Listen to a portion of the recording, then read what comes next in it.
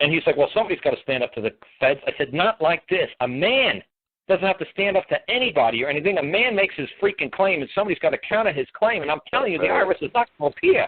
That's right. I said, dude, you're going at this all wrong. You're going to jail. Stop what this crazy wacko's telling you. He starts like, well, the Constitution says this and that. Really? You wrote the Constitution? You were there? You're going to bring somebody in open court under oath of affirmation who signed that document, created that document, to swear that that's what that document means? You're crazy. So they were like, they were trying to mock me and make fun of me. And he was like, no, dude, I'm telling you, man, if you listen to this guy, you are going to jail. I said, how many years are you looking at? 3 years. I said, you're going to get all 3. I said, you can't go into court and do what you're doing. I'm telling you, they're going to make an example out of you, doctor. That's right. You better know how to operate properly, or that's right, they will swallow you up, and especially if you don't know what you're doing. You're trying to play around. Oh, boy, will they ever make an example of you. But you start going in there as a man. You're trying to whip in all this Constitution. Like I said to people, I did on Angela's show the other day, I said, look, I'm the dad. Could you imagine some little prick bastard of mine, I don't know how many freaking kids I got, but say one of the kids I got come up to me and say, hey, Daddy, the Constitution says I could stay up past 9 o'clock. The Constitution says I got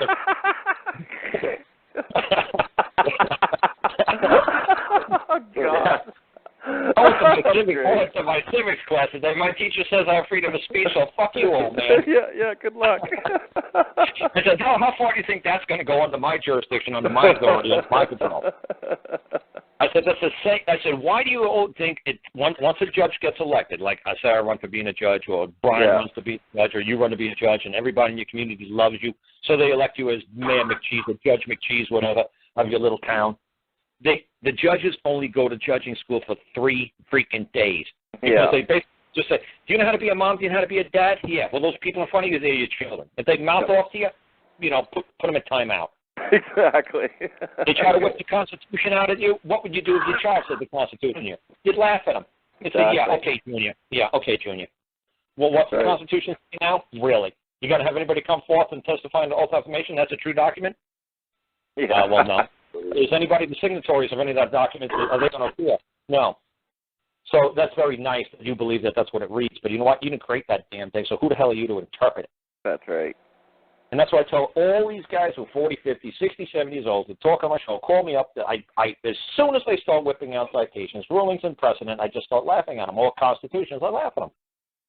Lawyers have to use this because lawyers aren't allowed to voice their opinions. They have to voice opinions of superior beings that came before them. The only superior being that came before me was God. Right. And that's all I got to do is convince another man or another woman, another God, that what I'm saying is true. I just got to convince the gods, the other man, the other woman that's in that building. Not the judge, not the prosecutor. Only a man I have to prove I am true to. I don't have to prove I'm true to a fiction.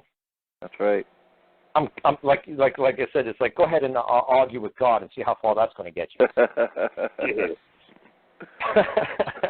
Unless it's the pink polka dot God, right? All those adjectives.